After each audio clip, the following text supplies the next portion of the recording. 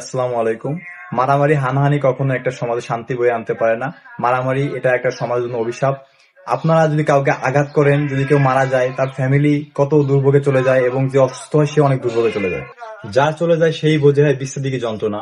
যার কেউ আহত হয় বা মৃত্যুবরণ করে সেই বোঝে তার কতটা কষ্ট হয়, তার আর্থিকভাবে সংকট পড়ে এবং সব দিক দিয়ে তারা সংকটে পড়ে যায়।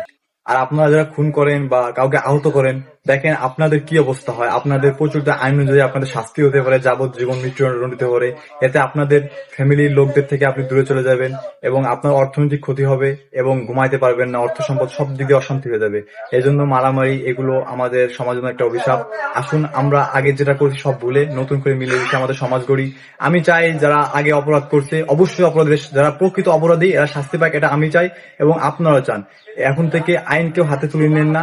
আপনাদের কাছে আমার অনুরোধ, সবসময় মিলেমিশে থাকার চেষ্টা করুন। আমাদের চুনখোলা এলাকাকে আরো এগিয়ে নিয়ে যান। ধন্যবাদ সবাইকে। সচেতনমূলক বার্তা পেতে চ্যানেলটি সাবস্ক্রাইব করে পাশে থাকুন।